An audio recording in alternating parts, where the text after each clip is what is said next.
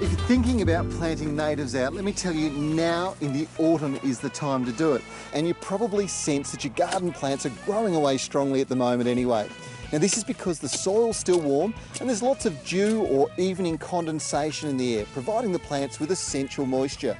With cooler conditions, most natives will continue to establish roots during the wet months, leaving them far better placed to survive the hotter summer months later in the year.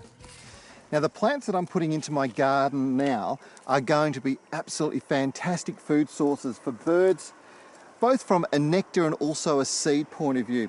Plants like this banksia are just so hardy as well, and as they fill out the garden beds, well, it's going to reduce evaporation because there's no sunlight reaching the top of the soil to bake it.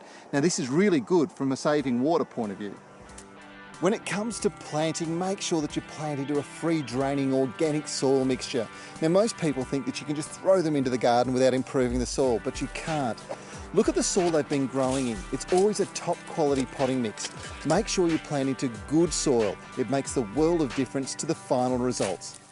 So what plants have I chosen from my garden? Well, look, this one here, this is called Ashby's banksia. It has got the most beautiful candle-like flowers. It's a small tree, about 3 to 4 metres, and it really does sort of shrub out, so it's absolutely fantastic. Now, it loves the free draining soil, and that's absolutely critical. These sorts of plants, they tend to flower, well, mainly in the springtime, but to complement it throughout the year, I'm going to put a few tropical grevilleas in around the outside. This one here, Misty Pink, huge flowers, attracts birds from miles around.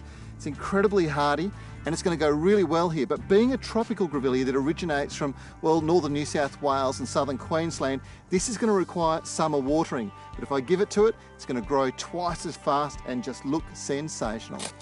For colour contrast, I've planted these eremophilas or emu bushes. And the white foliage of Nivea is stunning as a backdrop against the greens in the garden. The other variety I've chosen is perfect as a ground cover and will again make great contrast at the front of the garden beds because it'll have kangaroo paws growing through it in the winter and the spring months. Now, as far as care goes, well, there's not an awful lot you have to do. Don't be scared to feed your natives though. Use a controlled release fertiliser at least twice a year and you'll get great growth results. One other thing, don't be scared to prune them. If you're cutting flower heads like this off, you can stick them in a vase, and what it does is it keeps the plant nice and compact. Now this extends the life of plants like grevilleas for a lot longer, and most importantly, it leaves the native garden looking absolutely sensational.